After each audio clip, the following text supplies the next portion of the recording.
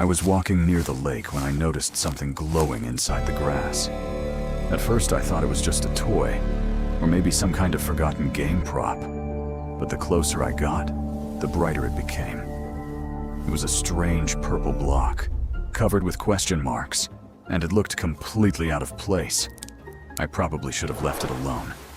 Instead, I found 2 wooden sticks and carefully touched it. The block started shaking.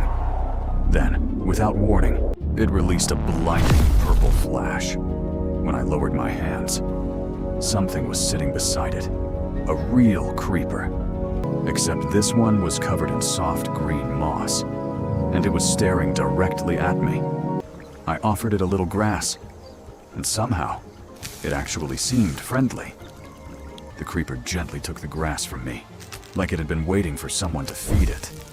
That should have been enough. I had already found one impossible creature, but I became curious. So, I touched the block again. Another flash filled the clearing, and this time, Herobrine appeared beside it. His eyes were completely white, but he did not attack. He just stood there, watching me. I offered him a small piece of food, and after a moment, he carefully took it.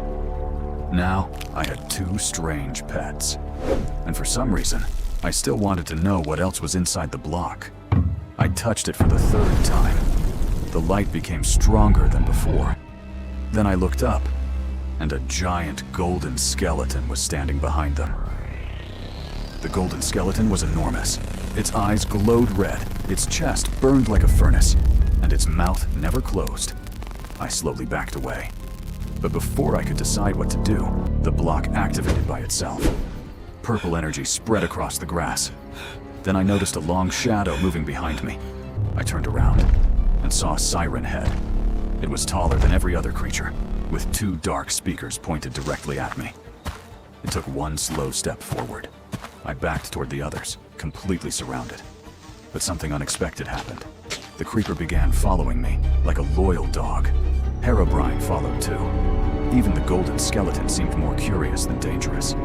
For one strange moment, I thought all of them might actually be friendly. Then Siren Head reached toward the purple block. I tried treating the golden skeleton like an oversized pet. I offered it a large tree branch.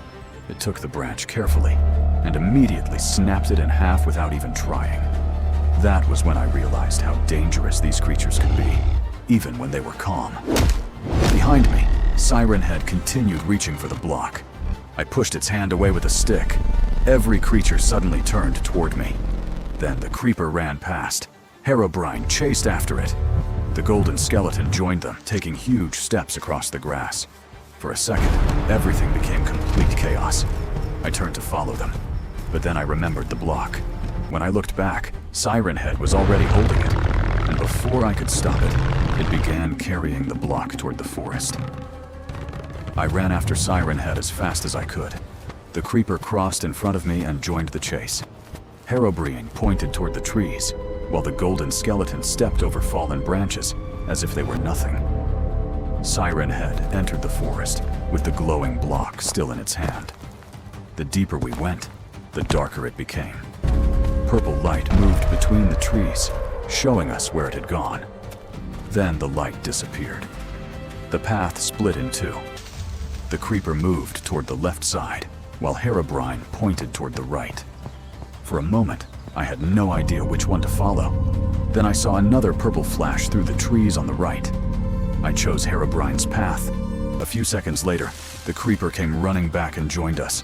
Whatever was waiting ahead, none of us wanted to face it alone. We found enormous footprints pressed into the mud. Each one still carried a faint purple glow. The golden skeleton suddenly crashed through the bushes beside us, then pointed deeper into the forest. That was when we found the cabin. It looked abandoned, but purple light was leaking through the wooden walls. The door slowly opened by itself. Inside, Siren Head had placed the mystery block on an old table. I watched from the doorway as it put one hand on top of the cube. The block began pulsing faster. Then it slowly lifted into the air. I picked up a small piece of wood and threw it toward the table. The stick missed the block, but Siren Head noticed me. Both of its speaker heads directly toward the doorway, and behind it, the floating block released another blinding flash. The energy wave threw me backward through the cabin door. Herobrine stopped me from falling, while the creeper hid behind me. The golden skeleton reached one long arm inside, trying to grab the block, but Siren Head pushed its hand away. Another shockwave shook the entire cabin. Then the door slammed shut. I tried the handle, but it would not move. Herobrine punched one of the wooden boards beside the door. It bent slightly, but stayed in place. The creeper started scratching at the dirt underneath the entrance. A small gap appeared. Then purple mist began leaking through it. The creeper immediately backed away. The golden skeleton pulled one wooden board away from the cabin wall. Through the opening, I could see Siren Head arranging objects around the floating block. Herobrine handed me an old rope. I made a loose loop, reached through the opening, and dropped it around the cube. Then I pulled. The block slowly moved toward me. At first, Siren Head did not notice, but when the cube reached the wall, one of its speaker heads turned. Siren Head grabbed the other side. Now we were pulling against each other. The block moved back and forth between us. Neither side would let go. Then the creeper somehow got inside the cabin. It ran behind Siren Head and bumped into its leg. Siren Head lost its balance for only a second, but that was enough. The block slipped free and flew directly through the opening into my hands. The block vibrated violently between my hands. Siren Head reached through the broken wall, trying to take it back. Herobrine blocked the opening with a wooden board. The golden skeleton held the board in place while I moved away from the cabin. The creeper ran ahead, leading us through the forest. I held the block tightly and followed. Behind us, Siren Head escaped from the cabin and began chasing us. The golden skeleton dragged a large branch across the path, hoping it would slow the creature down. It did not.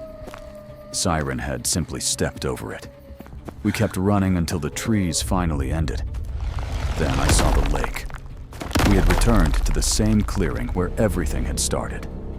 I placed the mystery block back on the grass and carefully removed the rope. For the first time since finding it, the purple light began to calm down. The creeper sat beside the block. Herobrine and the golden skeleton joined us a few moments later. Then Siren Head appeared at the edge of the forest. It stopped and stared at the cube. I did not want another chase. So, instead of fighting, I picked up the same wooden sticks I had used at the beginning. I slowly offered them to Siren Head. It took them carefully. Then it approached the block and touched one corner. A small purple spark appeared. Everyone waited. But this time, nothing attacked us. The block became quiet. Its glow faded to a soft, purple light. For a moment, it seemed like everything was finally over. Then all four creatures suddenly looked past me. Something was standing behind my back. I slowly began to turn around and saw a huge shadow stretching across the grass. Whatever had come out of the block, it was much bigger than all of them.